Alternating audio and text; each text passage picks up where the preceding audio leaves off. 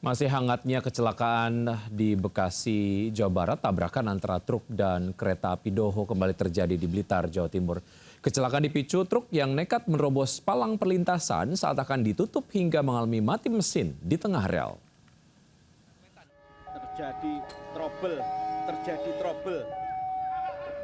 Terjadi trouble di daerah sana. Warga berusaha mendorong truk Fuso yang tiba-tiba mogok saat melintas di perlintasan Jalan Imam Bonjol, Sanan Wetan, Blitar.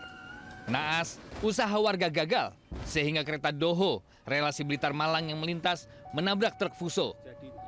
Akibat tabrakan, truk terpental sejauh 3 meter. Menurut warga, sebelum kejadian, truk nekat menerobos saat palang akan ditutup.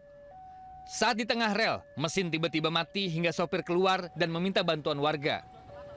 Mesin sudah mati, dibantu dorong masyarakat yang ada di sini pun sudah nggak bisa bergerak.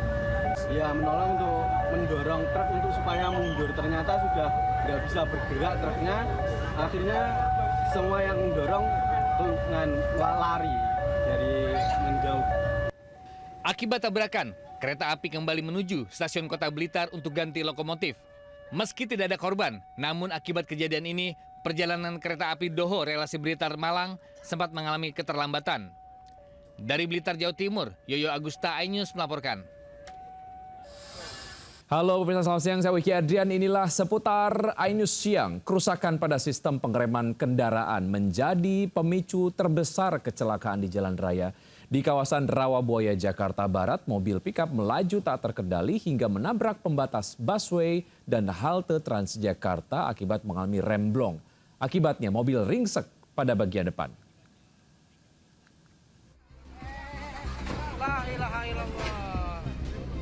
Mobil pickup ini tiba-tiba oleng dan bermanuver tidak stabil hingga menghantam pembatas busway dan halte Transjakarta saat cuaca gerimis dan lalu lintas relatif lengang di kawasan Rawabuaya, Jakarta Barat. Akibatnya, pickup melintang di tengah jalur busway. Bahkan akibat benturan keras, bagian depan mobil dan pintu kendaraan rusak parah. Beruntung 3 penumpang termasuk pengemudi selamat dan segera dievakuasi dari dalam mobil. Diduga kecelakaan ini akibat mobil pickup mengalami remblong sehingga pengemudi hilang kendali. Mobil kenceng tuh, mobil bak. Kayak oleng, nabrak. Ini tiang ini nih. Nabrak yang ini, Deo langsung nabrak sono. Untung kosong keadaan. Jadi nggak ada mobil, nggak ada korban. Cuman yang bawa mobilnya aja cedera. Peristiwa ini menjadi pengingat bagi warga untuk selalu memeriksakan kondisi kendaraan, terutama sistem pengereman, agar kejadian serupa tak terulang. Dari Jakarta, Miftahul Gani, iNews melaporkan.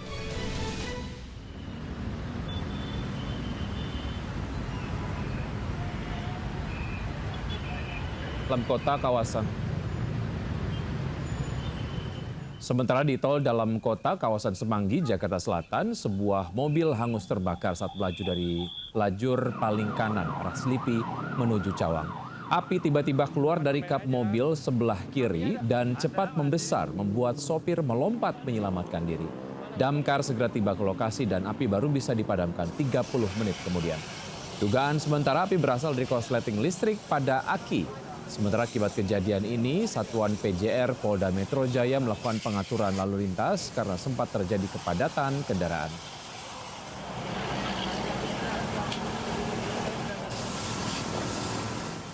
Pemirsa, kecelakaan beruntun kereta api di Bekasi, Jawa Barat menyisakan luka dalam bagi keluarga korban. Keluarga tak kuasa menahan haru saat melepas korban ke tempat peristirahatan terakhir mereka.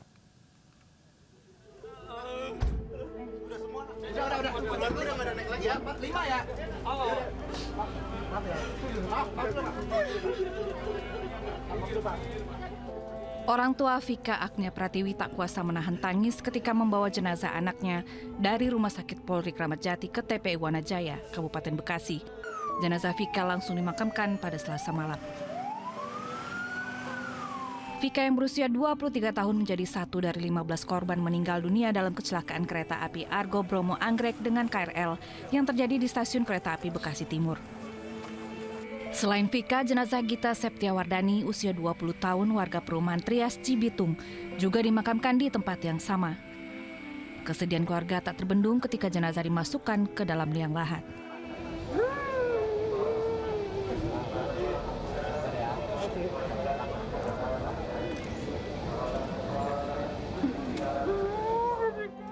Haru juga menyelimuti rumah duka salah satu korban di Bekasi, Jawa Barat. Mertua salah satu korban kecelakaan kereta Argo Bromo Anggrek dengan komuter lain tidak dapat membendung air mata saat mendengar menantunya menjadi salah satu korban yang tewas.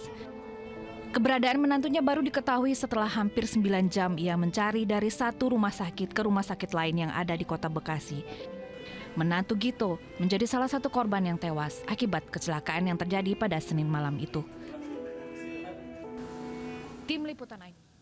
Sejumlah calon penumpang kereta jarak jauh tertidur di lantai ruang tunggu stasiun Pasar Senen, Jakarta Pusat. Tidak adanya kepastian keberangkatan membuat calon penumpang lelah menunggu terlalu lama. Ratusan calon penumpang kereta jarak jauh kemarin malam memadati ruang tunggu stasiun Pasar Senen, Jakarta Pusat. Mereka tetap menunggu meski belum ada kepastian kapan akan diberangkatkan ke tempat tujuan. Tak sedikit dari calon penumpang yang kelelahan hingga tertidur di lantai stasiun. PT KAI Daob 1 Jakarta menyampaikan hingga siang hari ini masih ada 8 perjalanan kereta api yang dibatalkan, yaitu 4 perjalanan dari stasiun Senen, diantaranya KA Brantas, KA Jayakarta, KA Majapahit, dan KA Bogowonto. Juga ada 3 pembatalan perjalanan dari stasiun Gambir, yaitu KA Parahyangan, KA Tambahan, dan KA Purwojaya. KAI masih melakukan normalisasi dan penyesuaian rangkaian pasca insiden tabrakan kereta.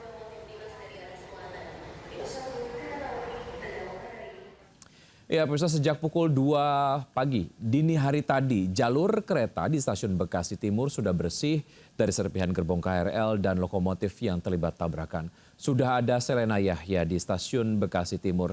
Selamat siang, Selena. Apakah perjalanan KRL lintas Jakarta Cikarang sudah normal lagi siang hari ini? Ya, Wiki dan juga pemirsa, bisa saya informasikan bahwa memang masih pada siang hari ini masih ada bangkai dari kereta api yang kemarin sempat terjadi kecelakaan di Senin malam, yang dimana memang di belakang saya masih terdapat bangkai kereta api yang terdapat di rel kereta api, yang dimana memang menjadi penghambat atau belum beroperasinya KRL Bekasi menuju Cikarang. Jadi memang kereta api komuter lain ini masih sampai dengan stasiun Bekasi saja, dan kemudian Menteri Perhubungan tadi menyatakan bahwa terdapat 15 korban meninggal dunia dan juga 88 korban yang mengalami luka-luka, yang dimana memang sedang dilakukan pemantauan untuk pengangkatan dari bangkai kereta api yang sedang masih saat ini berada di stasiun Bekasi Timur. Begitu, Wiki. Baik, Selena, terima kasih atas informasi yang Anda sudah sampaikan. Selamat bertugas kembali.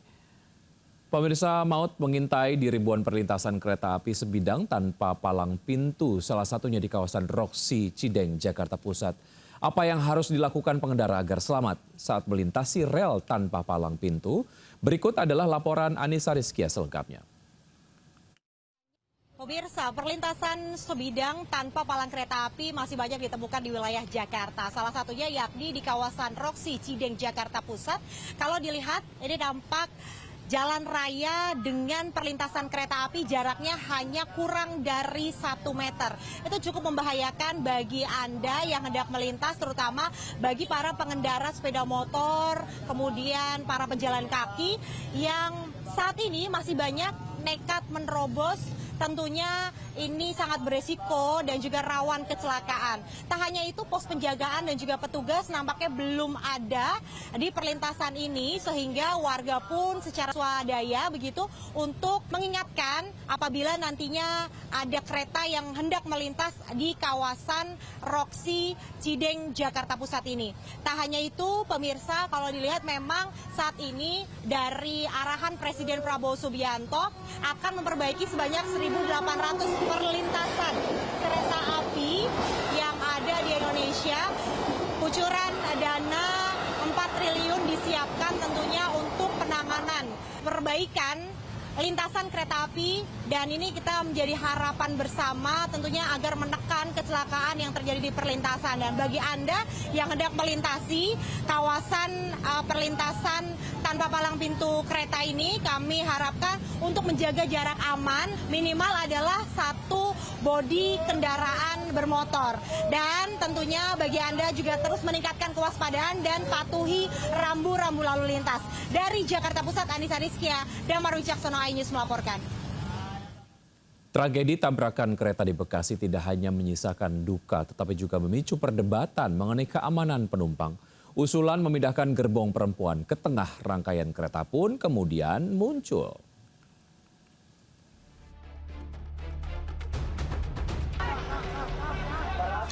Insiden tabrakan KRL dan kereta api jarak jauh di Stasiun Bekasi Timur Senin malam menjadi momentum untuk evaluasi sistem keselamatan kereta. Salah satu gerbong yang terdampak parah dan juga memakan korban jiwa, yang seluruhnya perempuan, adalah gerbong khusus wanita di bagian ujung rangkaian kereta. Menteri Pemberdayaan Perempuan dan Perlindungan Anak Arifah Fauzi mengusulkan agar posisi gerbong wanita dipindahkan ke bagian tengah. Menurutnya, posisi tersebut dinilai lebih aman dan dapat menekan risiko saat terjadi kecelakaan. Tapi dengan peristiwa ini kita mengusulkan kalau bisa yang perempuan itu ditaruh di tengah. Menurut aku sebenarnya itu bukan solusi ya. Sebenarnya solusinya adalah gimana cara membuat sistem yang lebih baik untuk KRL-nya juga dan kereta-kereta lainnya supaya terintegrasi dengan baik nih. Diperbaikin aja ya sistemnya gitu lah. Semua kan butuh aman juga gitu ya. Berarti lelaki bisa tahan banting dan tahan kecelakaan, dan itu menurut saya bukan satu penyelesaian sih, mungkin bisa lebih dikaji lagi. Usulan pemindahan gerbong perempuan ke tengah-tengah rangkaian ditanggapi berbeda oleh Menteri Koordinator Infrastruktur Agus Harimurti Yudhoyono. Baginya, keselamatan penumpang tak bisa dilihat dari pemisahan gender. Seluruh penumpang, laki-laki maupun perempuan, memiliki risiko yang sama. Laki dan perempuan sama saja, tidak boleh menjadi korban dalam insiden apapun. Jadi yang kita fokuskan adalah bukan perempuan dan lakinya, tetapi bagaimana sistem transportasi kereta dan sistem transportasi publik lainnya ini aman, selamat. Peristiwa ini menjadi pengingat bagi pengelola transportasi Indonesia agar tidak melakukan evaluasi setengah hati, karena keselamatan jiwa sesungguhnya adalah hak seluruh penggunanya. Tim Liputan iNews melaporkan. Pemirsa, seorang nenek berusia 104 tahun menjadi calon jemaah haji tertua asal Kabupaten Kediri, Jawa Timur. Nenek Marsiah menabung dari hasil berjualan jenang selama puluhan tahun.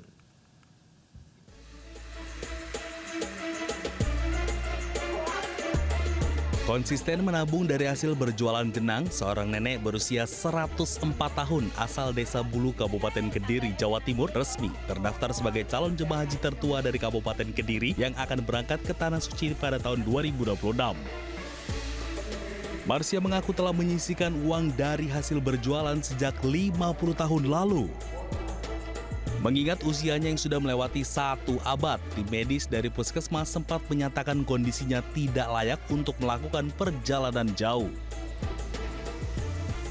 Untuk membuktikan kesiapannya, ia rutin melakukan latihan fisik dengan berjalan kaki, menggunakan bantuan tongkat dan mengonsumsi vitamin. Akhirnya petugas medis menyatakan dirinya sehat dan layak berangkat. Terus baru mulai tahun 2021 saya anaknya bisa daftar, lalu mbahnya ngikut daftar. Uangnya itu mulai nabung dari dulu, mulai muda. Mbahnya jualan jenang itu ditabung, ditaruh di kaleng di bawah dipan. Marsia akan berangkat menuju embarkasi Surabaya pada tanggal 20 Mei mendatang. Dari Kota Kediri, Jawa Timur, Afnan Subagio, iNews melaporkan.